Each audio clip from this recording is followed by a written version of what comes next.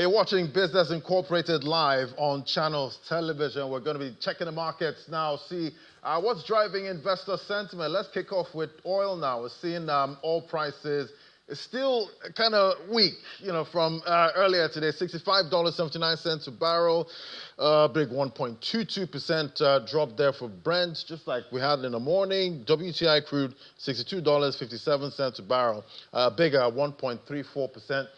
Drop there. We see investors still watching out for what's playing out when it comes to geopolitics and demand outlook. That's for oil prices going forward. So much to watch out for. We also have the U.S. Fed. Everyone's watching out for what's going to happen at Jackson Hole, and investors are trying to find out what's going to happen with interest rates going forward in the U.S. We see the WTI contract, both contracts fell a lot.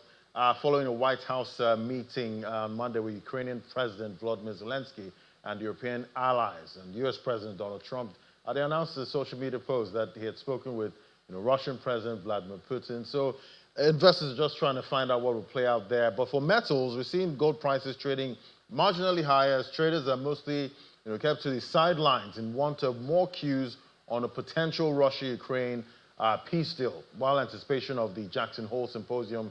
That's also spurred a caution there. If we're looking at the metals market, we see spot gold, that was about 0.1% to $3,341. U.S. gold futures, so it's green on the screen today with platinum 1.50% up. That's the biggest mover, $1,352. Palladium, also a big 0.57% rise, $1,138 per ounce. So it's looking better right there for the metals market. You know how uncertainty, spurs prices right there. But let's look at domestic commodities now.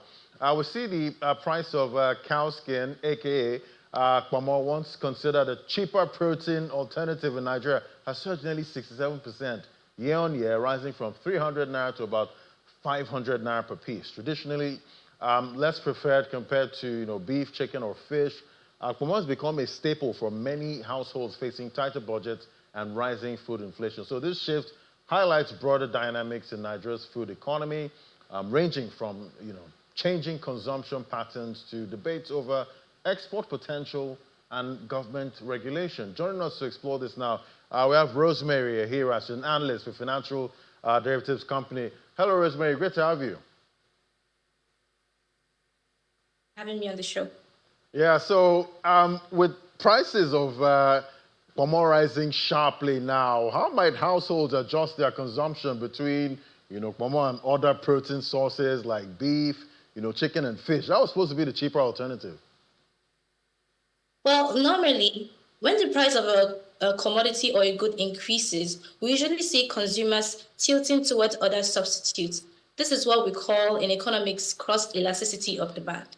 Whereas in this case, as the price of Ponmo is increasing, many consumers are still opting for it because the price of other substitutes like chicken, beef, and fish are way more expensive than it. So we see more Nigerians demanding for it, especially income-constrained households are demanding more of it despite the price increase. So what's a term to describe this phenomenon is the fact that Ponmo is now gradually becoming an inferior good. That is, as demand for it increases as the income of consumers fall. So this basically just highlights the strain on consumers' income amid Nigerians' current economic conditions. All right, let's look at trade now. We see, there's a growing global interest in, cow skin exports. Can Nigeria realistically scale production for international markets, despite strong, local demand and inflationary pressures? Well, I would say yes. Nigeria can scale up its production and international trade of this commodity. And this is because Nigeria consumes about 360,000 tons of beef annually. That means we generate a whole lot of cow skin, that is Ponmo. And Nigerian diaspora abroad, especially in the US and the UK, have created a steady demand for this commodity. So for dried Ponmo as a somewhat cultural delicacy. So if Nigeria can find a way to meet up to export standards, packaging, and certification, Nigeria can turn what is now mostly an informal trade into a foreign exchange earner. All right, let's look at policy now. If the Nigerian government proceeds with a ban on, Ponmo consumption to stimulate the leather industry, what would be the likely economic and social consequences, and how might, such a move affect the domestic leather production, consumer, dietary habits and livelihoods, linked to cow skin trade? Well, let's take a moment to understudy the rationale behind this policy. So first, Ponmo is cow skin, is skin. It is full of cholesterol, and over 40% of Nigerians are hypertensive. That means consuming Ponmo, it's not really healthy for them. That is on one side. On the other side, the Nigerian leather industry has the capacity to generate $1 billion in export revenue annually.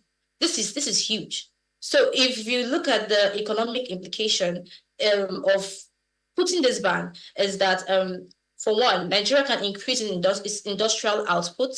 Two, it can create jobs in that sector. And three, it can help Nigeria to tap into the vast potential of the industry and generate extra non-oil export revenue.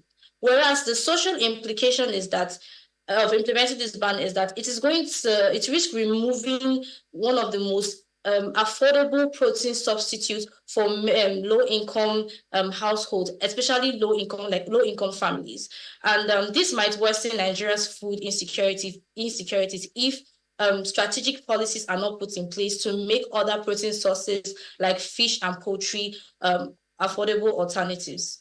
All right, well, I guess the consumer will just keep searching for affordability, at this point. Thank you so much, Rosemary, here or there, for breaking it down for us. Thank you. Thank you so much for having me. All right, let's look at other stories now. We see Kenya's trade with the United Arab Emirates. That surged to about 400 billion shillings. In 2023, we're affirming the Gulf nation as Kenya's leading trading partner in the Gulf, and it's also the third largest, globally. The uptick has been fueled by recent signing of a comprehensive economic partnership agreement called SEPA, which aims to eliminate tariffs on over 80% of traded goods, reduce trade barriers, and boost non-oil exports such as leather, textiles, and processed foods. And we also see that's helping spur their economy there and also boost their currency. All right, to South Africa now. As the country prepares to host this year's Africa Critical Minerals Summit in Joburg next week, mining-affected communities united in action have taken their voices to the streets of Pretoria. They gathered outside the Department of Mineral Resources and Energy under the banner "Nothing About Us Without Us," calling for Africa to develop a collective mineral strategy to prevent another scramble for Africa. Take a listen.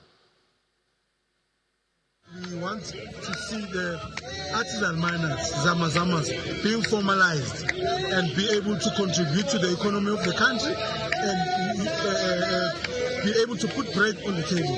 Not having so-called investors who are coming to loot minerals without benefiting us and taking them to the Western countries. We are here to make sure that those voices are being heard.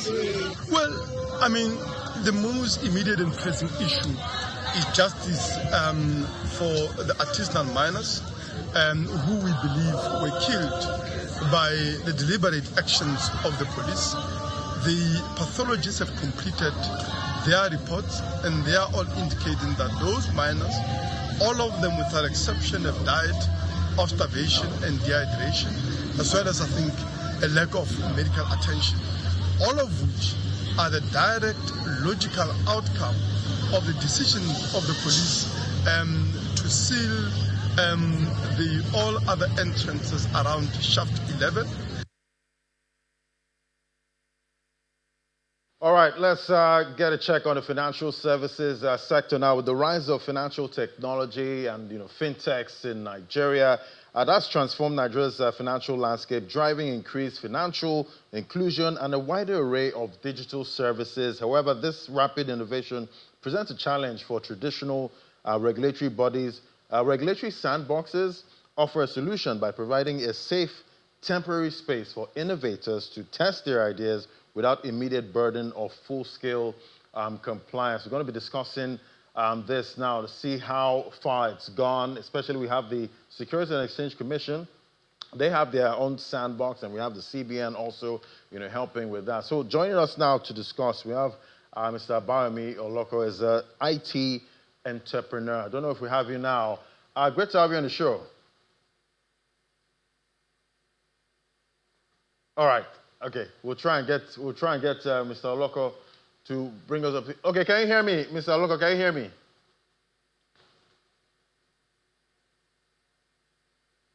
Hello? Okay. All right. We'll try and get Mr. Oloko back. Can you hear me? You can respond if you can hear me. Hey, I can't hear you. Okay. Actually, can you hear All me? right. Okay. Well, I think I was struggling with the network there to get Mr. Oloko on. But let's get a quick check on what's playing out with the markets now. We did see that's for the NGX yesterday. That close wasn't really convincing, and we're seeing that continue into the trade today. That's talking about the NGX and most of the markets we track in Africa. For the African continent, is looking quite mixed there with Johannesburg Stock Exchange. That's still riding high, 0.46%. We'll see a pullback right there for the NGX All-Share Index, 144,391 points. That's the intraday close, and we still see interest there on most of those insurance stocks. Let's get a check on other markets we track in Africa now. Talking about North Africa, we see the EGX30 also up 0.77%. Then the NSE, that's the Nairobi Stock Exchange, are closing the green. Yesterday, I guess this one is gaining momentum at this point, 166 points there for the all-share index, another positive close. Let's look at the Middle Eastern market now. We see for UAE, it's mixed picture. Marginal drop there, about 3 basis points. That's for the Abu Dhabi index. Dubai index, that's a bigger move, up 0.36% at 6,150 points. Let's flip over to other parts of the Middle East. That's talking about the Tadawul. That's marginal gain there, 10,886 points. Qatari index, 0.21% down, 11,491 points. So that's the picture right there in the Middle East. Let's try and get Mr. Oloko now. Mr. Oloko, can you hear me? Okay. Yeah, we'll try. We'll keep trying. Anyway, let's get a check on Asia markets now. We see the Nikkei. Yeah. That's a negative close there, mostly in Asia. The Kospi, a big 0.81% drop. The Hang Seng Index, 25,122 points. We're still seeing investors a little jittery. What's playing out with the meetings at this point with President Trump and President Zelensky and Putin. So we're waiting for that tripartite meeting there to get direction, and we're seeing investors just slowing down at this point. Let's get a check on other parts of Asia now. Just the Nifty 50 in the green closed at 0.42%, 24,980 points. So it's a long gainer right there in the markets that we track in Asia. Let's get a check on U.S. markets now. See stock futures tick lower as new earnings from major retailers began to roll in while traders look ahead to a key speech from Federal Reserve Chair. That's Jerome Powell. That's later on in the week. So we're seeing caution there. Also with the stock futures in the U.S., 0.17% down for the tech-heavy NASDAQ. S&P futures are down 0.11%, but not a convincing move there. Marginal 0.01%. That's for the Dow Jones Industrial Average there. So it's hovering between a negative close and a positive rise there. All right, let's get a check on Europe now, I guess. Let's see what's happening in Europe. We have Lars Holter with the details. Hello, Lars. Hi, Lottie. How you doing? Yeah, I'm doing good, Lars. So, definitely we're watching out what's playing on right there in the U.S. and definitely European leaders had to step in yesterday in the meetings. Talk to me about how markets in Europe reacted to all of that, or are still reacting. Sure, Lottie. Yeah, sure. Let's have a look at those markets. So first of all, they're all slightly up here in Europe. Green lights everywhere, but not really huge gains. Let's look at the three that were kind of represented last night in Washington too, besides U.S. President Trump and, of course, Ukraine's Volodymyr Zelensky. There was Keir Starmer of Britain, Emmanuel Macron of France, and then, of course, German Chancellor Friedrich Merz. As for their respective markets, the FTSE 100 up 0.2 right now. The CAC 40 in France right now, the strongest performer in Europe, up 0.7. And then we have the DAX about 1/3% in the plus column here, as the world might be inching towards a possible solution to the conflict in Ukraine, Ladi. We're seeing defense shares under pressure. Other than that, there's not really too much of a direct impact here on markets, which is not really surprising, as we only have little information of what's really going to happen from now on. And generally, around Europe, what kind of reactions are you getting, to the meeting? Yeah, Ladi, the meeting is generally seen as a modest success. Let's say a success definitely, as the European leaders did actually manage to stop Trump from outright forcing Zelensky to give up parts of Ukraine to Putin. That's a big relief. A success in as much as they have managed to move more towards a trilateral meeting that might lead to some sort of a peace process. There was talk about security guarantees, of course, with the U.S. getting heavily involved. Trump didn't even rule out sending troops to secure peace. However, we should also see, and that's likely why markets aren't moving much, that this is all just talk right now. There was a lot of flattering Trump because you can't get anything done without pleasing the man. So there's still a lot of unanswered questions. But the next 2 weeks, I guess, will hopefully give us a better indication of what might be happening. I guess we need a wait and see deals at this point. But meanwhile, we see Germany is working on, strengthening its military, and it appears companies are helping, with that effort. What can you tell us about this? Yes, indeed, Ladi. A while ago, Chancellor Friedrich Merz addressed leaders of corporate Germany and asked them to pitch in a world where NATO can no longer rely on the traditional support of the U.S. and where NATO partners have to invest more into their own defense, into their own military. The Chancellor told the country's top managers that they have to also get busy, that they have to hire qualified people, that they would also then allow time off to serve possibly in a military reserve, 10 days of military training per year, if not more. And wouldn't you know it, German companies were actually on board. German flag carrier Lufthansa has started a cooperation with the military command center near the company's hub in Frankfurt. Wind energy giant Ørsted has started offering military classes to teach military structure and language and such. Many other companies like Deutsche Bank or Amazon Germany have contacted the military actively, actually, to let them know that some of their employees would be made available to serve. And that seems to be what is needed most right now. The German military, the Bundeswehr as it is called, they currently have 180,000 active personnel, but they're planning on having 420,000 in the long term. Now that means the number of active and reserve forces needs to be way more than doubled. So every single person here is really appreciated. All right. So is there already, tangible progress with, the German military? Well, Ladi, that is where the story sours. So far, it appears the military hasn't been very good at integrating any of these offers that they got. They haven't really responded to most offers, and it's all due to the most German of all problems, bureaucracy. The military, Ladi, it appears they cannot process all of the applications. Some applicants haven't heard back for months after offering to join the reserve. Others were deemed too old or even unqualified, but apparently not because they really lack qualifications, simply because they don't match exactly with very specific profiles in the system.